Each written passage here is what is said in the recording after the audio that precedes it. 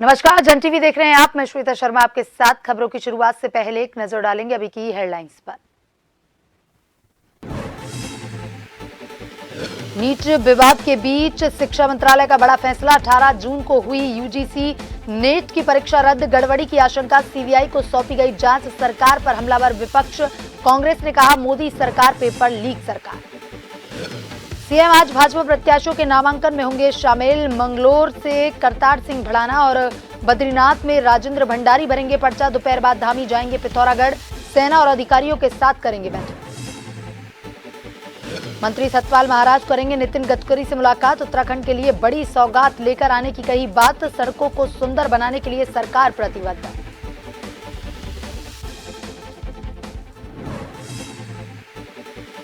केदारनाथ धाम में तीर्थ पुरोहितों ने सूचना आयोग के सचिव को बनाया बंधक। बिना सहमति और आदेश पत्र के भवनों को तोड़ने का आरोप। उस वक्त शासन में अपर सचिव थे अरविंद पांडे।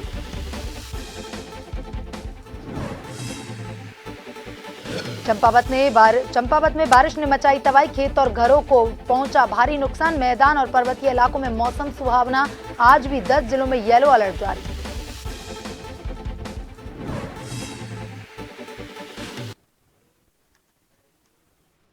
और अब खबरें विस्तार से। केंद्रीय शिक्षा मंत्रालय ने यूजीसी एनईटी परीक्षा 2024 रद्द कर दी है। ये परीक्षा 18 जून को करवाई गई थी, जिसमें गड़बड़ी की खबरें आने के बाद मोदी सरकार ने ये बड़ा फैसला किया। इस मामले की जांच सीबीआई को सौंप दी गई। 19 जून को विश्वविद्यालय अनुदान आयोग को परीक्षा के बारे में गृह मंत्रालय के Indian cyber crime coordination centre की परीक्षा में गड़बड़ी के इनपुट मिले थे और शिक्षा मंत्रालय ने कहा कि प्रथम दृष्टि में यह संकेत मिला कि परीक्षा कराने में ईमानदारी नहीं बरती गई। इसके बाद शिक्षा मंत्रालय ने परीक्षा प्रक्रिया की पारदर्शिता सुनिश्चित करने के लिए इसे रद्द करने का आदेश नेशनल टेस्टिंग एजेंसी को दिया। अब नए सिरे से परीक्षा होगी, इसकी जानकारी अलग से शेयर की जाएगी।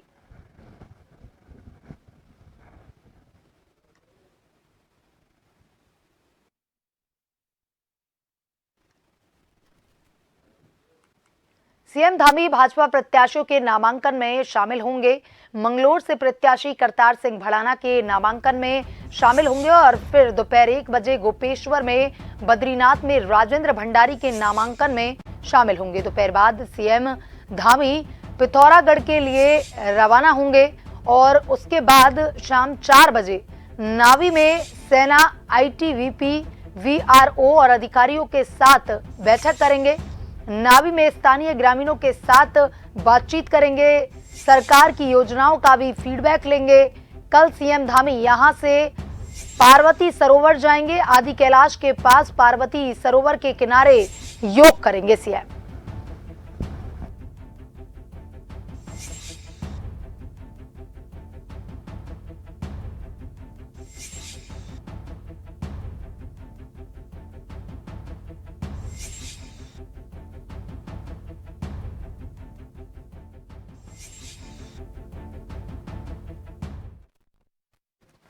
और इसी खबर पर ज्यादा जानकारी के साथ हमारे संवाददाता हिमांशु बरमोला फोन लाइन पर जुड़ चुके हैं। हिमांशु, अगर सीएम धामी को लेकर के आज उनके दौरों को लेकर के बात की जाए कि आज क्या कुछ कार्यक्रम सीएम के रहने वाले हैं, तो उनके बारे में अपडेट दीजिए। क्या कुछ कार्यक्रम आज सीएम के रहने वाले हैं?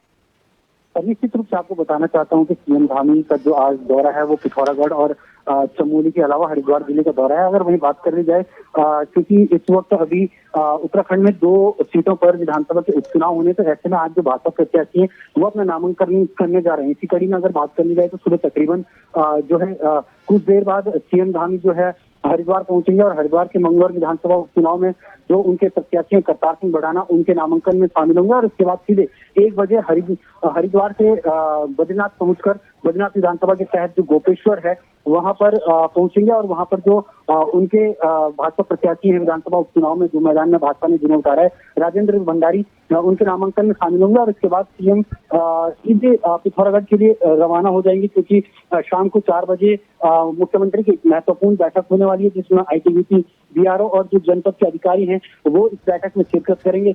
जो है मुख्यमंत्री पिथौरागढ़ में जो तमाम सरकारी योजनाएं हैं, केंद्रीय स्तर पर जो योजनाएं चल रही हैं, राज्य स्तर पर या जिला स्तर पर जो भी योजनाएं चल रही हैं, उनका जनता से सीधा फीडबैक लेंगे और जो वहां पर ग्रामीण है उनसे सीधे बातचीत करेंगे। और इसके साथ ही कल जो है सीएम धामी सुबह सुबह की बात की जाए तो पार्वती सरोवर जाएंगे, जहां पर अक्टूबर माह में पिछले साल देखा जाए तो प्रधानमंत्री नरेंद्र मोदी ने आदि कैलाश के दर्शन किए थे। वहां जाएंगे और वहां पर मुख्यमंत्री पुष्कर सिंह धामी योग दिवस के मौके पर वहां पर सुबह योग करेंगे। तो इसके साथ कुल मिलाकर ये कहा जा सकता है कि सीएम का इस वक्त एक टाइट शेड्यूल है और सीएम प्रचार प्रसार के साथ साथ जो योजनाएं हैं उनका भी कहीं ना कहीं फीडबैक जनता से लेंगे। और इसके साथ साथ ही वो आदि कैलाश में जो नजदीक है पार्वती सरोवर, वहां पर जाकर योगा करेंगे। तो एक जो है जनता के बीच मैसेज देने का उनका एक कहीं ना कहीं तरीका है कि वो वहां पर जाकर और आदि कैलाश की यात्रा को प्रमोट करने जा रहे हैं। तो कुल मिलाकर जो मुख्यमंत्री पुष्कर सिंह धामी हैं उत्तराखंड के, उनका आज एक बहुत ही व्यस्त शेड्यूल है और इसी के तहत वो आज 3 जिलों का दौरा करने जा रहे हैं। जी जी जी हिमांशु, तमाम जानकारी के लिए धन्यवाद।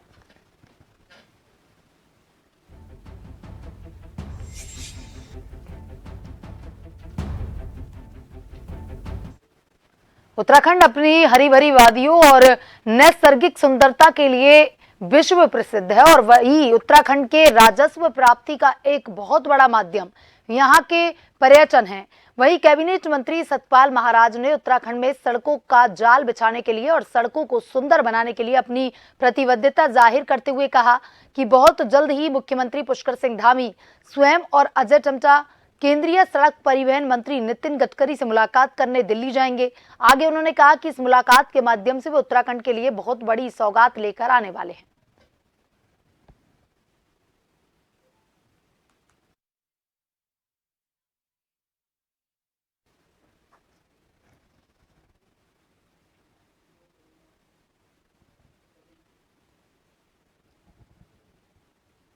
जाएंगे, माननीय मुख्यमंत्री जी जाएंगे और हमारे अजय टम्टा जी जाएंगे जो इस समय जीत करके मंत्री बने हैं और जाकर के सारी समस्या रखेंगे।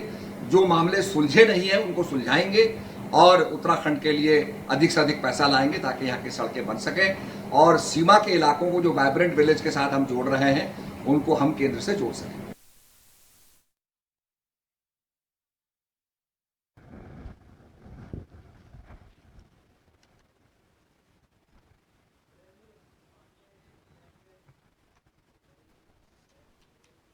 और इसी खबर पर ज्यादा जानकारी के साथ हमारे संवाददाता शैलेंद्र पांडे फोन लाइन पर जुड़ चुके हैं। शैलेंद्र,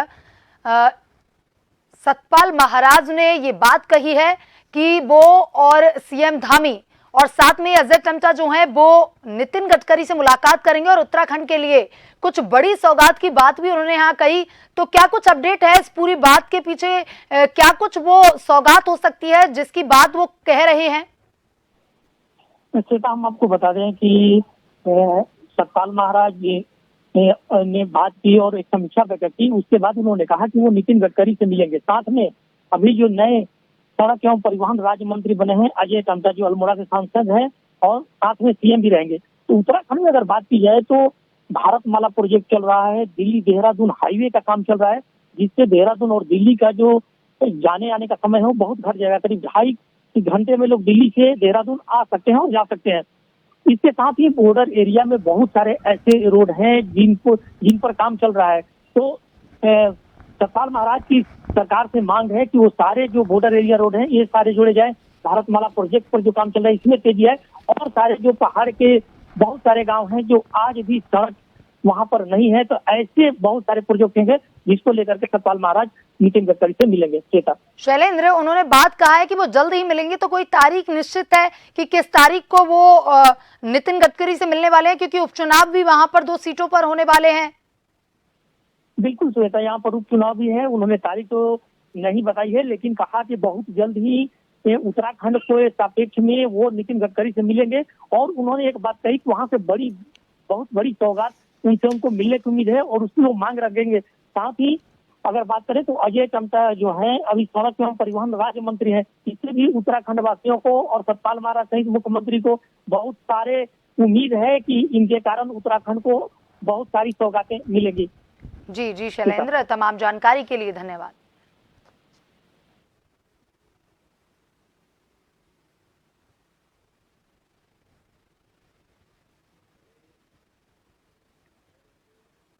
हल्द्वानी में जिले की प्रभारी मंत्री रेखा आर्य की अध्यक्षता में जिला योजना की बैठक हुई, जिसमें जिले के विभिन्न विभागों में विभिन्न योजनाओं के क्रियान्वयन के लिए 70 करोड़ रुपए की जिला योजना की स्वीकृति पर मोहर लगी है।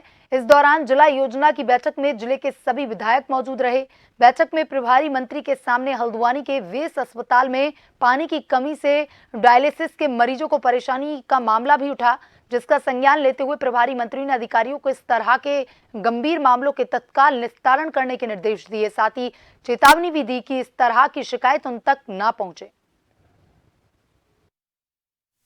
जिला योजना की बैठक में लगभग 70 करोड़ 20 लाख की धनराशि के साथ में विभिन्न विभागों के परिव्यय आए हैं और जिसे आज संबंधित जनप्रतिनिधियों के साथ मिलते हुए आज उस परिव्यय को स्वीकृत कर दिया गया है। और उस परिव्यय के मद में जो है, चाहे वो स्वरोजगार का पार्ट हो, चाहे वो रोजगार का पार्ट हो अथवा उद्यान का सेक्टर हो, ये इसको प्रमुखता दी गई है। इसके साथ ही पीडब्ल्यूडी के प्रस्ताव अधिक मात्रा में आए हैं और पीडब्ल्यूडी के प्रस्ताव को भी यहाँ पे स्वीकार किया गया है। पंचायती राज के भी आए हैं। तो मैं समझती हूँ कि हमारी यह कोशिश है कि जनपद नैनीताल में जो भी हमारे कार्य हैं, जो जनप्रतिनिधियों के माध्यम से आते हैं, चाहे विधायकों के माध्यम से आए, चाहे डीवीसी मेंबर्स के माध्यम से आए, चाहे प्रमुखों के माध्यम से आए, चाहे जिला पंचायत के माध्यम से आए, उन प्रस्तावों को अधिक से अधिक बजट मिल सके, स्वीकृत किए जा सके। राज्य सूचना आयोग के सचिव अरविंद पांडे केदारनाथ धाम के दर्शन करने पहुंचे थे, लेकिन यहां उपस्थित तीर्थ पुरोहित और व्यापारियों ने आरोप लगाया कि बिना सहमति और आदेश पत्र के भवनों को तोड़ा गया और इस आक्रोश में उन्होंने सचिव को घेराव करते हुए बंधक बना लिया। करीब 2.5 घंटे बाद एसडीएम उखीमठ के मान मनोहार पर उन्हें छोड़ दिया गया। बता दें कि वर्ष 2024 में सीजन की यात्रा शुरू होने से पहले केदारनाथ धाम में तीर्थ पुरोहितों के भवनों को बिना किसी आपसी सहमति के सरकार ने ध्वस्त कर दिया। इसके अलावा मंदिर मार्ग पर बड़ी बड़ी नालियां बनाने के लिए तीर्थ पुरोहितों की अस्थायी दुकानों को भी गिराया गया था। जिस समय भवनों को तोड़ा गया उस दौरान शासन के अपर सचिव अरविंद पांडे थे। बुधवार को सुबह 8 बजे सचिव अरविंद पांडे केदारनाथ धाम दर्शन करने के लिए पहुंचे थे और इस दौरान तीर्थ पुरोहितों ने उन्हें मंदिर समिति के आवास पर बंधक बनाया। वे उनसे भवन तोड़ने के आदेश पत्र दिखाने की मांग कर रहे थे। तीर्थ पुरोहितों ने कहा कि आपने बिना आदेश पत्र दिखाए यहां भवनों को ध्वस्त किया, जिसका विरोध हमने कपाट खुलने के पहले दिन भी धाम में अपने भवन और दुकान बंद कर प्रकट किया था। आज यहाँ पर अरविंद पांडे जो अपने को जो है केंद्रीय ये उत्तराखंड का सचिव बता रहे हैं और पूर्व में इनके द्वारा यहाँ पर आकर के एक गुंडागर्दी के रूप में ही मैं कहूँगा कि तमाम लोगों के भवन को जो है क्षतिग्रस्त करवा दिया, जेसीबी लगवा दी, बुलडोजर लगवा दिए। लेकिन आज हमने इनको जो है, ये तो भगवान भोलेनाथ की कृपा हुई, ये उस टाइम यहाँ से भाग गया था जब इसने हमारे मकानों को क्षतिग्रस्त किया, तोड़ा और पूरे यहाँ खुदाई कर दी। आज हमने जो है पुनः इसको यहाँ पर आने पर हमने इसको बंदी बनाया और इससे हम ये जानना चाह रहे हैं कि किस आदेश के अनुसार आपके पास क्या लिखित ऑर्डर था, किसका आदेश था जिसके आदेश के अनुसार आपने हमारे भवनों के साथ छेड़खानी की, हमारे केदारनाथ में ऑफ सीजन में छेड़खानी की। देर शाम हुई आफत की बारिश ने चंपावत जिले के बाराकोट ब्लॉक के चौमेल क्षेत्र के मोलानी व जमरेड़ी गांव में भारी तबाही मचाई। बारिश की वजह से सड़कें व गांव के रास्ते नदी नालों में तब्दील हो गए। मोलानी के सामाजिक कार्यकर्ता टिंकू धामी ने बताया कि भारी बारिश से मोलानी में बादल फटने जैसे हालात पैदा हो गए। बारिश का पानी रौद्र रूप लेता हुआ गांव में घुस आया, जिस कारण खेतों व रास्तों को भारी नुकसान पहुंचा। बारिश के रौद्र रूप को देखते हुए ग्रामीण दहशत में आ गए। इसके अलावा मुख्य मार्ग से मोलानी लिंक मार्ग क्षतिग्रस्त हो गया। टिंकू धामी ने कहा कि आधे घंटे की बारिश ने क्षेत्र में भारी तबाही मचाई। उन्होंने प्रशासन से मदद की गुहार लगाई।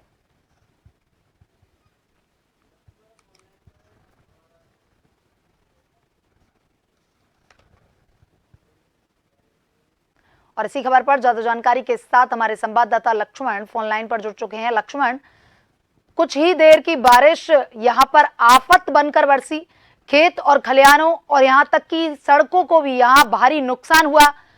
क्या कुछ अपडेट है नुकसान के बारे में, क्या कुछ खबर है आपके पास, क्योंकि नुकसान जो है वो भारी मात्रा में बताया जा रहा है। जी, मैं बताना चाहूंगा जो चंपावत जिले का बाराकोट ब्लॉक है तो उसका जो चौमेल क्षेत्र है तो वहाँ को जो मूसलाधार बारिश हुई है, सिर्फ आधे घंटे की बारिश हुई है और उसने क्षेत्र में जोरदार तबाही मचाई है। जो बारिश का पानी था लोगों के घरों में, खेत खलिहानों को बहाता हुआ चले गया और घरों में लोगों के पानी घुस गया, इससे काफी नुकसान हुआ है। और जो क्षेत्र की सड़कें हैं वो बंद हो गई। इसके अलावा जो टनकपुर पिथौरागढ़ मुख्य एनएच है वो भी काफी देर बंद रहा। इसके अलावा घाट पनार एनएच भी जो है बंद रहा, जिसको अभी तक जो है खोलने के प्रयास प्रशासन के द्वारा किए जा रहे हैं। लेकिन चौमेन के मौलानी और जमरेडी गांव में जो काफी भारी मात्रा में ग्रामीणों को नुकसान हुआ है। जी श्वेता। लक्ष्मण, जब बारिश का मौसम शुरू होने वाला था तो उससे पहले ही बैठकों का दौर यहां पर शुरू हो गया था कि किसी तरह की कोई परेशानी जनता के सामने ना आए। लेकिन जब आधा घंटे की बारिश ने ही यहां पर इतनी तबाही मचाई है तो आगे आने वाला मौसम जो है वो बारिश का ही है। तो फिर ऐसे में कैसे प्रशासन यहां रोक लगा सकता है? जी बिल्कुल उचित प्रश्न आपका। जो पहले बैठकों का दौर हुआ था, लोक निर्माण विभाग, पीएमजीएसवाई और एनएच के अधिकारियों को डीएम और मुख्यमंत्री के कुमाऊं कमिश्नर के द्वारा निर्देश दिए गए थे कि सड़कों की नालियों को, कलमटों को खोला जाए, जिससे पानी जो है गांव में ना घुसे, नुकसान ना पहुंचाए। लेकिन पीडब्ल्यूडी के अधिकारियों या एनएच के अधिकारियों के कानों में जू तक नहीं रही है। कलमट बंद पड़े हैं, नालियां बंद पड़ी, जिस वजह से पानी सड़कों में जो है भारी मात्रा में बहता हुआ गाँव में घुस रहा है, जिससे जो है भारी जो है नुकसान हो सकता है भविष्य में। कल भी काफी नुकसान हुआ। अभी मानसून शुरू नहीं हुआ, लेकिन जैसे भारी बारिश आएगी, अगर सड़कों की नालियां और कलमट नहीं खोले गए तो इस बार आपदा जो भारी हो सकती है। जी श्वेता। लक्ष्मण, और यहाँ अभी जो है आधा घंटे की बारिश जो आफत बनकर बरसी, उसमें राहत और बचाव के लिए क्या कुछ प्रशासन की तरफ से किया जा रहा है? कब तक जो मार्ग क्षतिग्रस्त हुआ है उसको कब तक खोला जा सकता है? जी मैं बताना चाहूंगा, जो एसडीएम लोहाघाट है रिंकू बिष्ट, उनके द्वारा तत्काल अधिकारियों को निर्देश दिए गए, राजस्व उप निरीक्षकों को निर्देश दिए गए कि तुरंत गांव में पहुंचे और जो वहां क्षति हुई उनका आकलन करें। और पीडब्ल्यूडी और पीएमजीएसवाई के अधिकारियों को तुरंत तत्काल सड़कों को खोलने के निर्देश दिए, जिनमें तो आज मशीनें लगी हुई है। तो आज जो है संभवतः आज जो है सड़कों को खोल दिया जाएगा, मुख्य एनएच को खोल दिया गया है।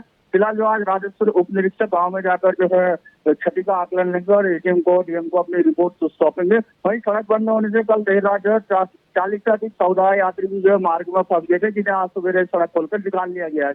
जी लक्ष्मण, तमाम जानकारी के लिए धन्यवाद।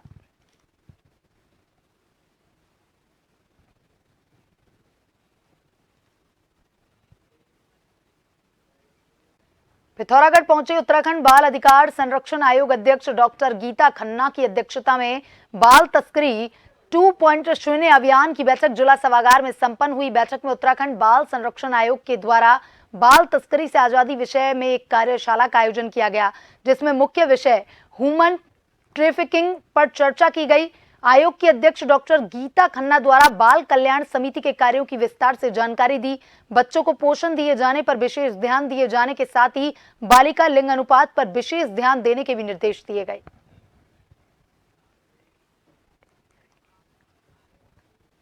बद्रीनाथ धाम में बनाए गए एसटीपी प्लांट को लेकर संतों में भारी रोष है। संतों ने यहां बनाए गए एसटीपी प्लांट को बद्रीनाथ धाम से कुछ दूर पर बनवाने की मांग की है। बद्रीनाथ धाम में खाकचेक क्षेत्र व बावणी गांव को जाने वाले मार्ग पर एसटीपी प्लांट को बनाया गया है। एसटीपी प्लांट का गंदा पानी सीधे अलकनंदा नदी में प्रवाहित किया जा रहा है। साथ ही बद्रीनाथ धाम में मंदिर से 100 मीटर की दूरी पर बनाए गए एसटीपी प्लांट से दुर्गंध फैलने से संतों में अब भारी रोष है।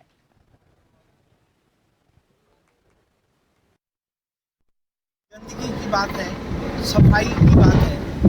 हमारे भारतवर्ष के जो इस वक्त महातपस्वी और यशस्वी जो हमारे प्रधानमंत्री जी हैं, श्री नरेंद्र मोदी जी, वो जब से प्रधानमंत्री बने हैं, आप हम सब भारतवासी सभी जानते हैं कि उन्होंने स्वच्छता अभियान भी चलाया और उसके बावजूद हम तीर्थों पे देखते हैं, ऐसे राजा के रहने के बाद अगर तीर्थों में ऐसे गंदगी हो और इस प्रकार की जो है बेमनस्ता फैलती है कि हर जगह जगह पे कूड़ा, हर जगह जगह पे गंदगी, हर जगह जगह पे सीवर टैंक बने हैं, ऐसे एसपीसी टैंक जो हैं, क्या बोलते हैं इसको, नमामि गंगा के तहत। बुलेटिन में अभी तक के लिए इतना ही। बने रहिए जन टीवी के साथ। नमस्कार।